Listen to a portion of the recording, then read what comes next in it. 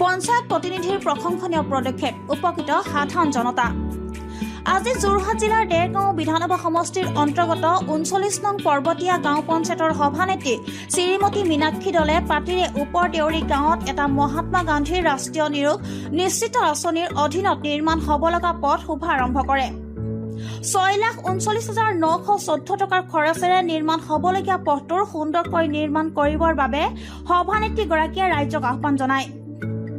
আজিৰ এই উদ্বোধনী অনুষ্ঠানত ঢেকেৰগড়া উন্নয়ন খণ্ডৰ কনিষ্ঠ অভিযন্তা অনুজ বৰা, বিভাগটোৰ কৰ্মচাৰী হেমেন বৰা, পঞ্চায়তৰ উপসভাপতি বুধিন গগৈ, অগপৰ আঞ্চলিক সমিতিৰ সভাপতি মহেন্দ্ৰ ফুকন, সম্পাদক তীৰ্থনাথ দলে, মহকুমা পৰিষদৰ সম্পাদক ৰাজু দলেকে আদি কৰি কেইবাজনো অগপৰ নেতা উপস্থিত থাকে। পঞ্চায়ত সভানেত্ৰীগৰাকীৰ এই প্ৰশংসনীয় পদক্ষেপৰ বাবে স্থানীয় ৰাইজে শলাগ লোৱাৰ পৰিলক্ষিত হয়।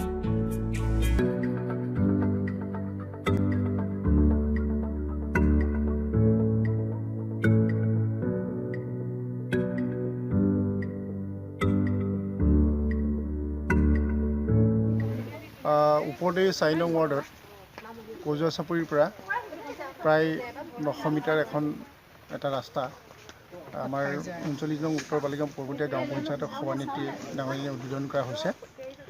ৰাস্তাটোৰ যিটো ইয়াত বহল আৰু দৈৰ্ঘ্য, গতিকে নিৰ্দিষ্ট সময়ত আমাৰ ইয়াত ইঞ্জিনিয়াৰিঙৰ জৰিয়তে হ'ব।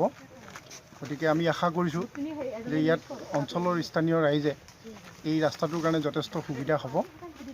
ইয়াত বহু আজি আগৰ পৰা ৰাস্তাটোৰ অৱস্থা বৰ শোচনীয়। গতিকে আমি আশা কৰিছোঁ যে আজি আমাৰ এই উদ্বোধনী কাৰ্যসূচীৰ জৰিয়তে আমাৰ ৩৯ নং উত্তৰ বালিগাঁও পৰ্বতীয়া গাঁও পঞ্চায়তৰ অন্তৰ্গত ৪ নং ৱাৰ্ডৰ ইয়াত সমূহ কজুৱা চাপৰি ৰাইজে সহযোগ কৰি পেলাই সুন্দৰকৈ ৰাস্তাটো নিৰ্মাণ কৰিব। ধন্যবাদ। যোৰহাটৰ পৰা উদয় বৰুৱাৰ ৰিপৰ্ট, দা আছাম 24।